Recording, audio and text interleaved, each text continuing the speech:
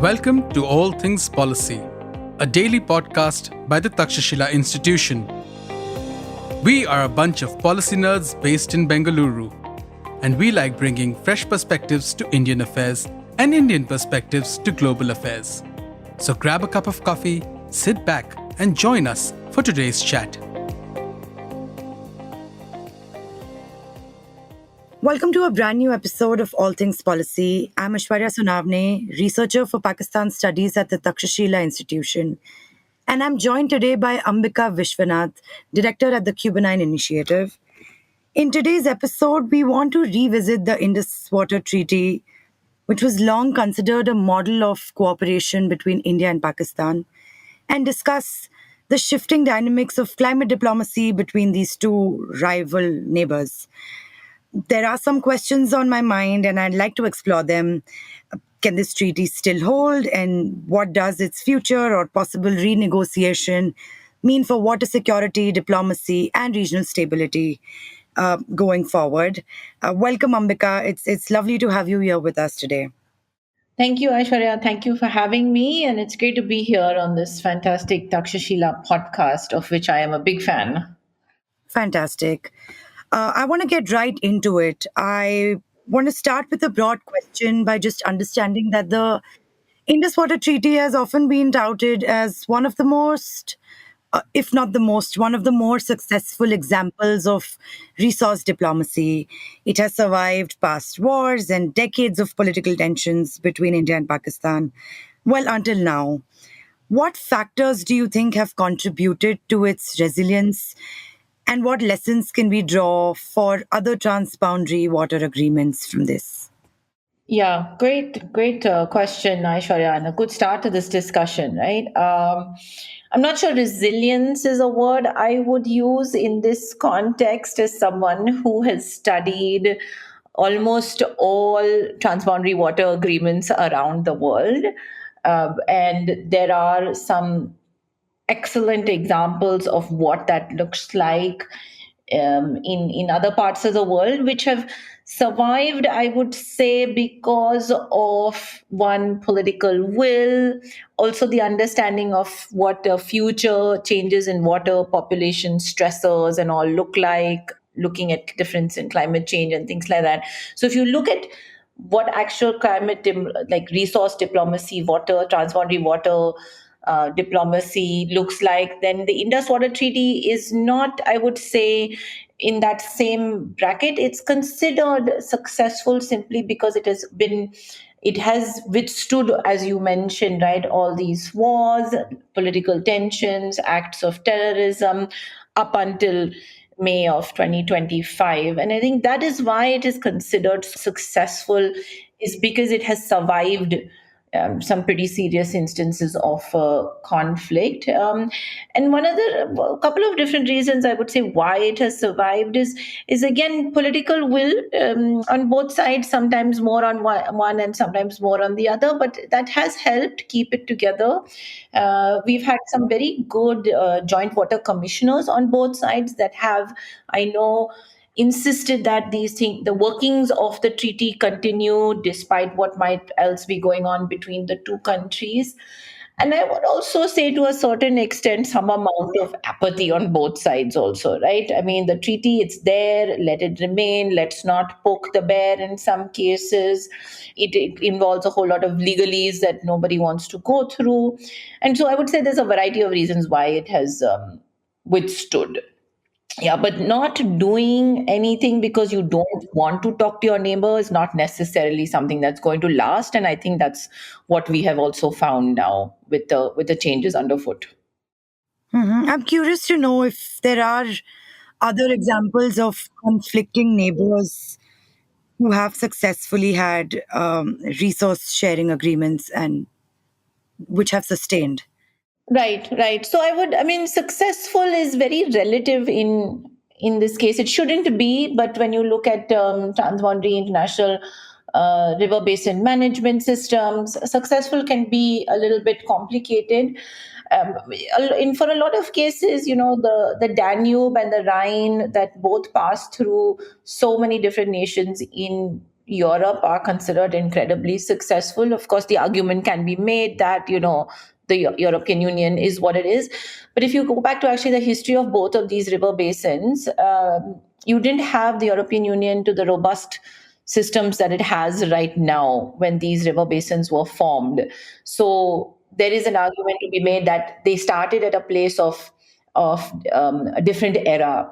But I would, that's not normally the example I would normally use. I would, in from my research and knowledge, I would also use the example of the Senegal River Basin Management System in West Africa, of the four countries that share the Senegal River Basin, that also have decades of colonialism, a history of colonialism, decades of conflict, border issues, cross terrorism issues, land grabbing issues, all sorts of things that one might consider, but also share this river basin, and which has, I would say, survived again conflict at their end. And in many ways, the Senegal River Basin Management Organization is a much more robust organization, simply because it goes beyond a treaty and it looks at various aspects of what resource cooperation actually should be. And then within the Southern African Development Cooperation, like SADC, there are various other forms of resource diplomacy as well, which I think are very interesting examples to study and consider, either for South Asia, but even for other parts of the world, or even the Middle East, for example, that has similar problems when it comes to sharing water and the lack of treaties over there. Yeah. Right. Thank you. Thank you for that overview. I want to zoom back to India, Pakistan, and with India suspending the Indus Water Treaty, putting it in abeyance after the Pahalgam attack. How does this move impact climate diplomacy between both countries moving forward, especially in the face of climate change? Yeah, that's a complicated question, right? And I think that's the question everybody's asking right now. I would say to a certain extent, climate diplomacy is not technically a feature of the treaty in a traditional sense when you consider what climate diplomacy actually means. And in the South Asian context for India, Pakistan, when we have to think about working together on climate, what does that look like? That actually looks like, how your rainfall patterns are changing, how your monsoons are shifting, how your heat is increasing, your pollution is increasing, right? These are the different kinds of impacts we are seeing from climate change. And there's actually no conversation, dialogue, cooperation on these issues, right? So one can argue that climate diplomacy is very much required, but we are not in that space. I mean, even if we look at in the pre-May 2025 era, that was not really an area that we were talking about. But if we take a step back and look at it from just a pure water perspective, I would say that there are instances of what diplomacy within the confines of the Indus Water Treaty has looked like. There have always been, because of the treaty provisions, discussions on sharing of information when it comes to monsoon, for example, right? But what the monsoon looked like even 10 years ago and what the monsoons look like today and what they will look like 10, 20 years down the line are going to change. So in some ways our treaty has not kept up with the changing nature of the climate. And also then what is added to all of that is things like your population pressure, your urbanization stress, and other aspects. So we need much more robust mechanisms now. With India putting it in the abeyance, I think it poses a number of different questions. The starting point is now, do we go back to the treaty as it is, or do we use this as an opportunity to perhaps introduce some of these areas that are missing on the climate front within the confines of perhaps a renegotiated treaty or a treaty with new amendments? Right. I'll come back to the renegotiation part of the treaty, but there's enough spoken about how Pakistan is calling this India's climate and water terrorism. But could you explain our listeners, how do you see the impact on Pakistan's water security and agricultural livelihoods? if you could break down how, what are the long term or immediate risks for both countries, especially with India's plans to now develop storage dams and change water flow management. Yeah, yeah, good. Thanks, Aishwarya. That's an important question, right? A lot of times we think about the Indus River basin as just a whole body of water, and that India has so much three rivers. According to the treaty, Pakistan gets three rivers. We are allowed to use three. They are allowed to use the other three. We have to be mindful about how much Yeah, water. there's a lot of oversimplification of. Yeah, yeah, right. But the basin is not just about how much water exists in the basin, to which a certain extent there is no understanding of that either, right? Because there is such a paucity of actual data, and this is on both sides. I would say across the basin. But Mhm. it's the water is not just about how much water we can use. From a water resource perspective, it is also about, like you said, right, it's about food security, it's very much about health security, Mhm. about livelihoods. It's also about climate resilience. Safeguarding your water in a smart way for the future is building climate resilience, to safeguard yourself from future climate related shocks.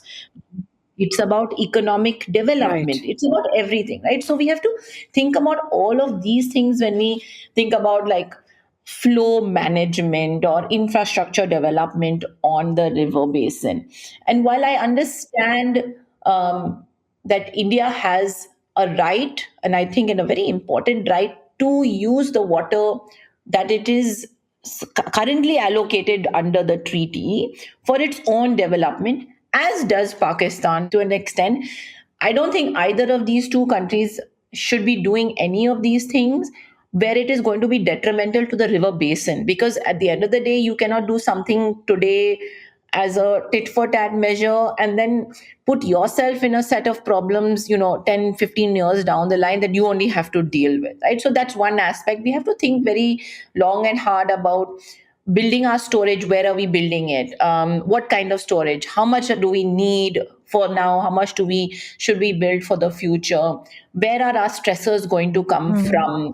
And then build and use our water accordingly, right? So we have to think about it from that resource perspective as well. We also have Right. to understand that any actions that we play, and by we I mean over here India, I do not speak for Pakistan at all, but I say for India's perspective, any actions that we have on our river will also affect downstream parts of our own country, right? So we have to be mindful of that. Right. Trying to perhaps call for action that will affect our neighbor, we have to be mindful about what is that going to do to our own regions. What happens within Jammu and Kashmir, what happens within Punjab, what happens within Haryana.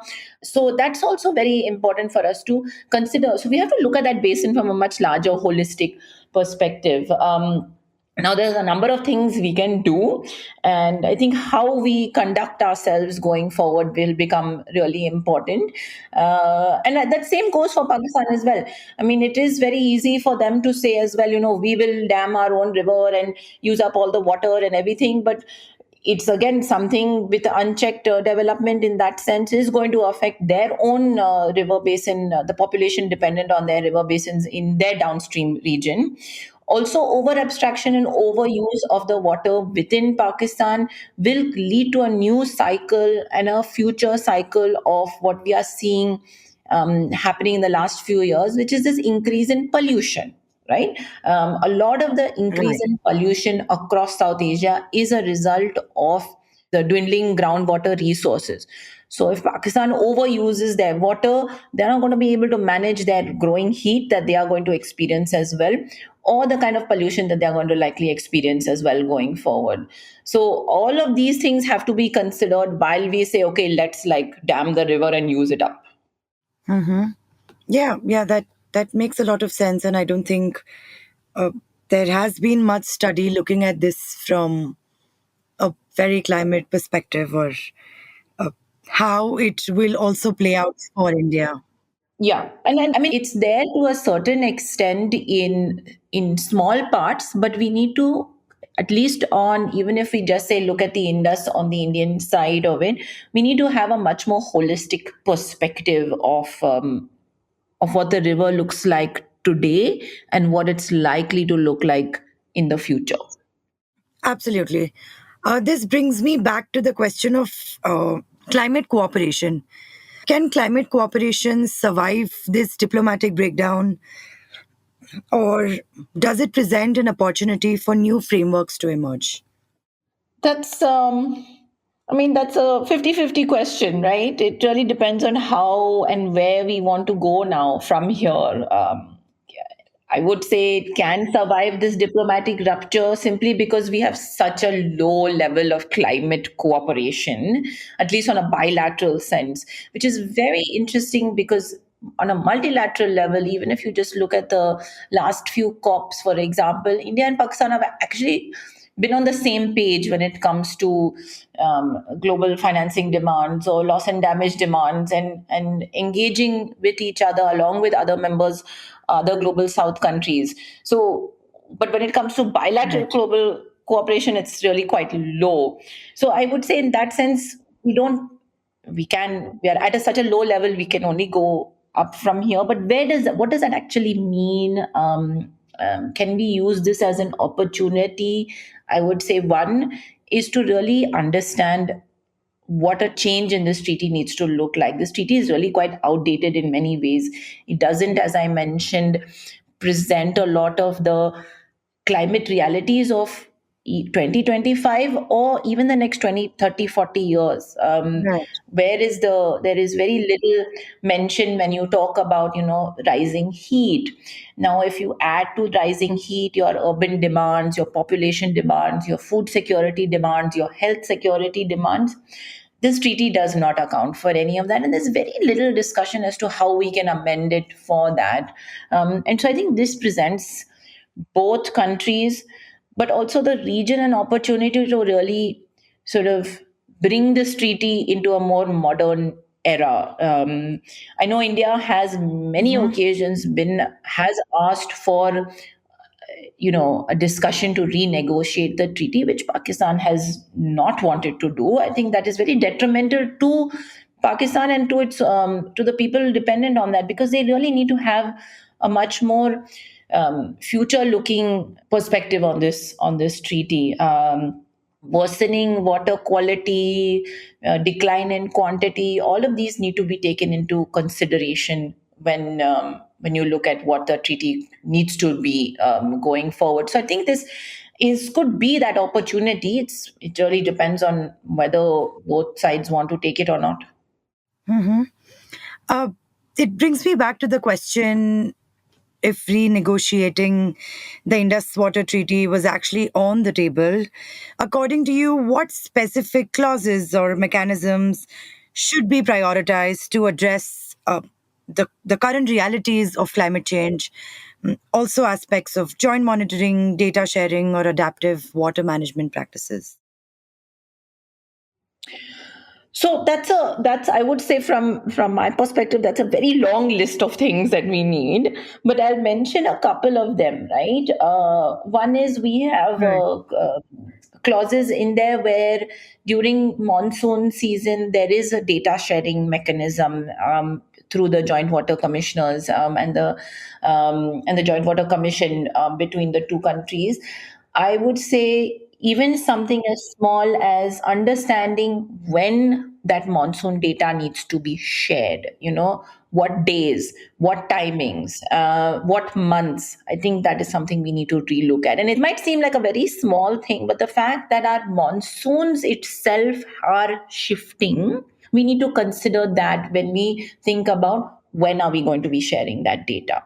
I think it is very possible within this treaty, to add on perhaps some further clauses. And I'm not a legal expert. I'm sure there's a lot of legalese around how one would do that, and understanding that from the legal side is important. But just bringing in understanding and language as to what the present situation when it comes to, say, water quality is, and then what that looks like going forward. I think that's something that we need to discuss in a much deeper fashion. Then bringing in perhaps more again, an amendment or a clause that opens up different kinds of dialogue mechanisms. Right now, there's a very straightforward dialogue mechanism between the two countries, but perhaps we need some more like flexibility in something like that, so that when there are different kinds of challenges, and they could be, I would say, climate related challenges, but other environment related challenges, or then in this case, conflict related challenges, there are different kinds of mechanisms for discussion. So, I mean, there's a whole lot of things I think that can be done. I don't think we need to completely, sort of change this treaty, but there definitely needs to be additions to it on a number of different factors that bring this treaty into the present reality. Much stronger language on understanding what are the different kinds of climate stressors that we are going to see, and how that might affect this water sharing mechanism. Right now, the sharing mechanism is in some ways a divorce settlement, like you take 3 rivers, I'll take 3 rivers, I will manage these three, you manage those three, I will use the water in this and give you the rest of it. I mean, that's not going Yeah. to really be feasible going forward, right? The way your populations are growing on the different tributaries are very different today than they were in the 60s. So just even understanding that and recognizing that, I think, is will be a big step forward. Yeah, from what I'm hearing, it seems like climate resource sharing agreements need to be revisited time and again as things progress or our climate change realities change, which is quite interesting. Which brings me back to my final question: what are the legal and diplomatic challenges that India faces today in seeking this renegotiation from a position of suspension? Yeah, I mean, I think that's two very separate streams of challenges, right? One is the legal side, and then there's the diplomatic side that you have mentioned. On the diplomatic side, I would say that it's just a matter of now trying to decide what are the types of issues we want to put on the table when it comes to having a dialogue between India and Pakistan. Do we put the treaty on the table? Do we talk about Kashmir? Do we talk about terrorism? Do we say we'll resolve everything else and then come back to the treaty? I think that this is what the big challenge will be. I mean, from my perspective, I would say even if we don't put the treaty back on the table, we say we'll discuss that separately. We cannot wait for other things to be resolved, because then you're going to wait a very long time, perhaps, and you do not know then the state of what your Absolutely. basin will look like, right? So there needs to be parallel, sustained conversations on that. Now, on the legal side of it, again, speaking as someone who works on water and climate and transboundary river agreements, and I've done this on many river agreements around the world, but I'm not a legal expert. But I do understand that the legal challenge right now is, and I would say to a certain extent, I think India has sort of managed this challenge, is to put out this understanding that abeyance is not an abrogation of the treaty, right? There's an interesting gray zone when it comes to the legalese of using the language of abeyance, which I think was very deliberate on India's part. We have not withdrawn from the treaty. We have not altered flows. We are not doing any of the things that are technically illegal under the confines of the existing treaty. And I think that we could easily say, okay, let's go back now and start talking about how do we go from here without any international legal ramifications on that sense. But what does that mean going forward from a legal perspective? Do we still have third parties involved? Do we continue to do this in a bilateral sense, and have third parties only as observers? Who is that third party? What kind of Mhm. legal mechanism do we want to use? Do we use perhaps the 1969 Vienna Convention on the Law of Treaties, which we are not, India is not a signatory to, but we have endorsed its normative framework, and we do use that within many of our treaties as well. I mean, do we go down that path? I think that is a question better answered by some of these legal experts. But while we try to answer some of those, I think we must start the diplomatic discussion that, okay, this treaty does need to be sort of re-looked at, and then start from there. I will again reiterate, I know India has tried to renegotiate the treaty. We have put in these requests. They have been denied by Pakistan on several occasions. And I think that is not the correct way of going forward. Both sides need to come to the table to at least start the conversation to say, okay, let's talk about what we do now with this treaty going forward. Yeah, awesome. Thank you. Thank you, Ambika, for sort of breaking that down for us and helping us understand the complexities of Indus Water Treaty, especially in the context of climate change and how things progress. It was lovely speaking to you. Thank you for joining us. Yeah, thanks so much, Aishwarya. It's great, and happy to answer any questions that might emerge from your audience going forward. Absolutely. We must keep this conversation going as things progress further. If you liked our show, dive into Takshashila's research on technology, strategy, and economic affairs. Check us out at our Twitter handle @TakshashilaINST or our website takshashila.org.in.